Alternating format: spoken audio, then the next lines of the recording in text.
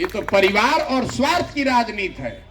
लालू जी तो अपने लड़के की चिंता कर रहे हैं, आपके मन में जात है, आप जात की राजनीति कर रहे हैं। लालू जी अकेले नहीं खन, कोई पंडित के नेता हो गई, कोई कुशवाहा के नेता हो गई, कोई महादलित हो गई, कोई सहनी हो गई, कोई बिंद हो गई, जे जौना जात के नेता बा वो कहता कि हम रहब, हमार लड़का रही, आ कुल जाना तू लोग हमारा जात के वोट दो जा। तो बुर्बक रहुआ बानी कि नेता जात के राजनीति करता। जात आपके दिमाग में है, नेता के दिमाग में उसके लड़के का, उसका अपना हित है। तो आपसे यही हाथ जोड़ के कह रहे हैं कि नेताजी अपन हित देखो, कारण रहुआ अपन हित देखिए, नहीं देखिएगा तो भोगिए। आज जात से बच गए लोग का तो नहीं हो देता, हिंदू मुसलमान धर्म के नाम पर, राष्ट्रवाद के नाम पर वोट देले बानी जा। हमने कही जा बहुत आदमी बा जब मोदी जी के वोट देले बा, भाजपा के 14 में मोदी जी के हम ही प्रचार करत रही। यूपी बिहार में जब मोदी जी के नाम ना सुनले रहे, वो हमारा से आज लाठी डंडा करे के तैयार बा कि भाग तारा बुझाता मोदी जी यहाँ न पूरा देश के विकास हो जाई, महंगाई खत्म हो जाई, भ्रष्टाचार खत्म हो जाए, बिहारों के विकास हो जाए। अब विकास भइल कि ना छोड़ दी, महंगाई खत्म भइल कि ना रउआ ज्यादा बुझात होई, बिहार में लइकन के रोजगार मिलल कि ना वो भुला जाए। ये सब बात हटा दीजिए कि मोदी जी ने क्या किया क्या नहीं किया, ये तो बहस का मुद्दा है। लेकिन हम एगो चुनौती आपको देकर जा रहे हैं, यहाँ पर जितने लोग बैठे हैं, अगर इसमें से कोई वीर हमको बता दे कि 9 बरस से मोदी जी प्रधानमंत्री बानी, अगर 9 बरस में मोदी जी ने बिहार के विकास के लिए एक बैठक किया हो, तो कल से मोदी जी का झंडा लेकर घूमने को तैयार, दिखाइए हमको। 40 एमपी में 39 एमपी हमने के जिता के भेजले बानी जा, एगो बैठकों भर हमने के हक नहीं खे। और अगर नहीं है आप फिर जाकर वोट दीजिएगा उसी पर, तो नेता को काहे गाली दे रहे हैं? आप ही ना दोषी हैं, तो दूसरे को दोष मत दीजिए। आदमी कहता कि भैया, तीसरा हम लोग के बतैनी है जो लालू जी के डर से देता भाजपा के वोट। तो हम अभी पैदल चलत रही, रामनगर में एगो हमरा भेटैलन हजाम, तो कोई कहलस कि भैया बड़ा होशियार आदमी बा, पूछिए एकरा से। तो पूछनी के भाई बहुत आदमी लालू जी के डर से भाजपा के देता, नीतीश के देता, दोनों के राज में का फर्क बा? तो कहलस कि भैया हम तो हजाम हुई, अपने भाषा में बताई, दोनों के राज में कोनो फर्क नहीं थे। जनता के हजामत तो दोनों में पूरा पूरा बनता। फर्क उतने बा कि लालू जी के राज में जनता के हजामत अपराधी बनावत रहसन, और नीतीश कुमार के राज में जनता के हजामत अधिकारी बना रहल बा। लालू जी के राज में जौन अपराधी रहसन रात में गन लगा के लूटत रहसन, नीतीश के राज में अधिकारी कलम लगा के दीने में लूटत रहसन। दोनों राज में कोई फर्क नहीं है। तो लालू को रोकने के लिए नीतीश को, और नीतीश को रोकने के लिए लालू को वोट दीजिएगा तो जीवन में कभी सुधार नहीं हो सकता है। यही से चलो बानी पैदल। तो आदमी कहता कि भैया ये तो बुझाता रउआ न दल बनाई, हमनी भी जोन विकल्प ना रहे, यही से बहुत परेशान रही जा। 2 दले है, एगो नागनाथ एगो सांपनाथ, जेकरे के चुनत नहीं जा उहे काटता। आप दल बनाइए। तो हम दल काहे नहीं बनाए हैं? हमारे दल बनाने से बिहार का कोई सुधार नहीं होगा। बिहार में दल कैसे बनेला? जे दल बनैलस उहे हो गए दल के नेता, आइयो कह दिलस कि हमारा बाद होयन हमार बेटा। आ जितना बिहार के जनता बा सब आदमी तू लोग झंडा लेके घूमा जा। वो विकल्प नहीं है, वो परिवार का राजतंत्र है, परिवार का शासन है। विकल्प अगर बनाना है तो जो रास्ता महात्मा गांधी ने दिखाया आजादी के लिए, गांधी जी आगे आगे चले, पीछे से पूरा समाज खड़ा हुआ, तब ना आजादी मिला। तो अगर बिहार को गरीबी से, भ्रष्टाचार, बेरोजगारी से निकालना है, नया विकल्प बनाना है, तो बिहार के हर उस आदमी को जिसको अपने और अपने बच्चों के भविष्य की चिंता है और एक नई व्यवस्था बनाने के लिए वो सहमत है, उसको आगे आकर कंधा लगाना पड़ेगा।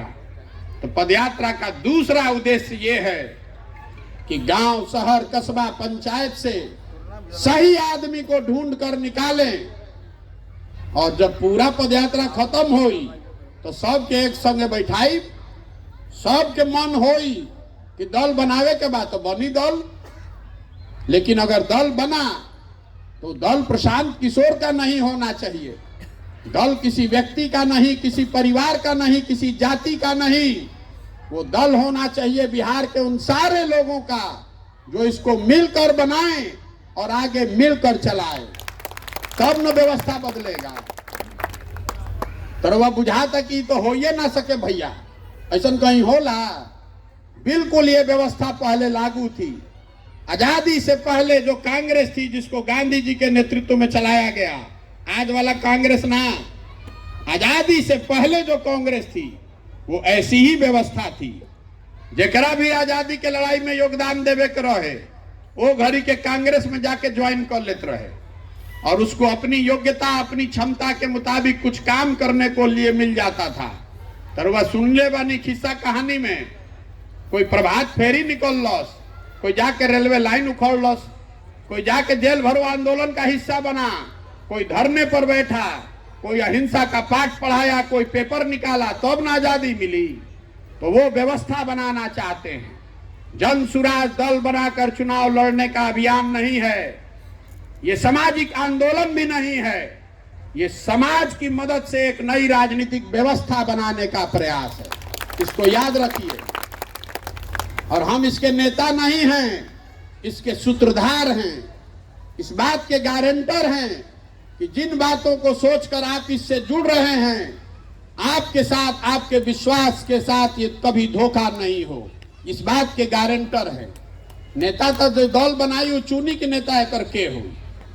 अब रउआ बताई कि प्रयास होके के चाहिए कि ना होके के चाहिए? होके के चाहिए। तब एगो वोट कराई, सबको वोट देना है। वोट देने के लिए आपको हाथ उठाकर हाँ बोलना पड़ेगा और जिसको न बोलना है वो ना बोलेगा, लेकिन जोर से बोलिएगा। कैमरा लागल बे में रिकॉर्ड होके के चाहिए, न तो आदमी कहियन कि हमरा के तो पूछबे ना कोई हम कहाँ आयल हमरा। ये पिछले 30-40 सालों में आपने जिसको भी वोट दिया है, किसी ने बिहार के बच्चों की चिंता नहीं की। अब समय आ गया है कि बिहार की जनता मिलकर अपना और अपने बच्चों के भविष्य के लिए गांधी जी के बताए हुए रास्ते पर चलकर जनता का विकल्प बनाए, अपना विकल्प बनाए। आपसे सवाल पूछ रहे हैं, जनता को मिलकर अपना विकल्प बनाना चाहिए कि नहीं बनाना चाहिए? हाथ नहीं उठा था, बिहार सुधरी, नीचे कीजिए हाथ। अरे ना बोले के बाद तो दबा के ना बोलिए, हाँ बोलना है तो जोर से बिहार के ताकत को दिखाइए। हाँ बोलना है तो हाँ बोलिए। फिर से पूछ रहे, एक साथ हाथ उठना चाहिए। बिहार की जनता को मिलकर अपना विकल्प बनाना चाहिए कि नहीं बनाना चाहिए? आदमी कहा था कि दल तो बनने के चाहिए भैया, दल तो बना लिहल जाई। तो वह कहता नहीं हो सब ठीक बा, लेकिन चुनाव कैसे जीतल जाए तो वो भी आपको बताने आए हैं। चुनाव कैसे जीता जाएगा? तो लोकतंत्र में जन बल के आगे कोई बल नहीं है। आप हनुमान हैं, लोकतंत्र में जनता हनुमान है। आपके पास सारी शक्ति है, आप भूल गए हैं। एक बार आप खड़े हो जाइएगा, अपने आत्मसम्मान और बच्चों के भविष्य के लिए खड़े हो जाइएगा, तो आपके सामने कोई दल, कोई समीकरण, कोई नेता टिकने वाला नहीं है। और दूसर बात, जे हमरा के जानत तनिको मन का, ओकरा पता बा कि प्रशांत किशोर के और कुछ आवे चाहे ना, चुनाव लड़ाने आता है। पिछला 10 साल में जिस नेता का, जिस दल का हाथ पकड़े हैं वो चुनावे नहीं हारा है। तो इस बार संकल्प लेकर आए हैं, किसी दल का नहीं, नेता का नहीं, आपका, बिहार की जनता का हाथ पकड़े हैं और आपको भी हारने नहीं देंगे। जिसको भी बिहार का समाज चुनकर निकालेगा, वो गरीब हो, अमीर हो, अगड़ा हो, पिछड़ा हो, हिंदू हो, मुसलमान हो, महिला हो, पुरुष हो, जिसको भी समाज चुनकर निकालेगा उसी के पीछे अपनी पूरी ताकत, शक्ति, बुद्धि, पैसा सब लगाएंगे और आपके सहयोग से उसको जिता कर लाएंगे।